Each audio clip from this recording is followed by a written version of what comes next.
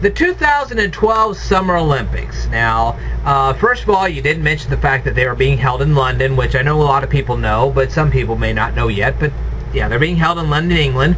You never told people where London, England actually is. You never told anybody about the history of London, England. I mean, they discussed quite a bit of history of London, England in the actual presentation of the opening ceremonies. You didn't mention one thing about all that.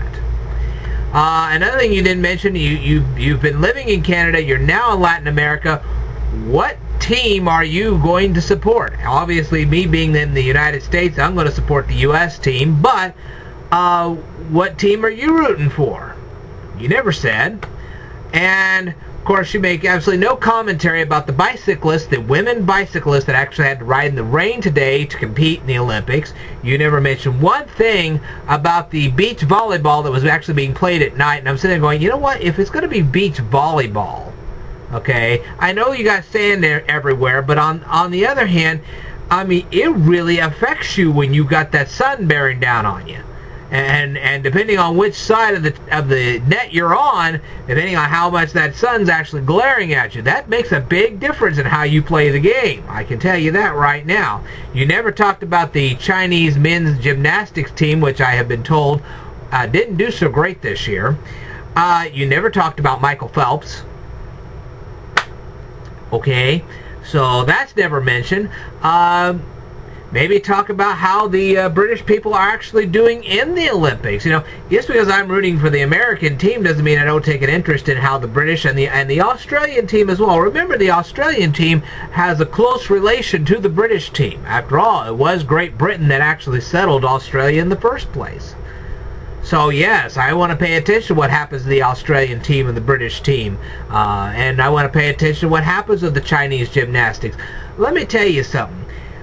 The consequences for losing an Olympic medal in the United States is not that bad. You might not get some endorsements, but it's not a big deal. It's a deal, but it's not a big deal. In other countries, well, it can be almost a matter of life and death. Okay. Now, I could go into specific details, and maybe one of these days in a future video, that's exactly what I'll do. But in some countries, they take it as a personal insult if you don't win. And you can ask the Soviet Union or the Nazi Germans about that, or other things. I mean, you just don't lose in some countries. Okay, losing doesn't mean, well, you don't get any sponsors. It could actually be a matter of life or death. And you never talk about that either. But I intend to. Maybe not tonight, but I intend to talk about it. So, and then you don't give the general flavor of the Olympics. You know, how much it costs to get into the Olympics. I mean, you know, you're sitting there watching it on TV, but, you know, to think about it, actually have to travel to London, England, to actually buy the tickets to actually watch the event. I mean, you don't talk about any of that in your video. So these are the kind of things I think people would find very interesting.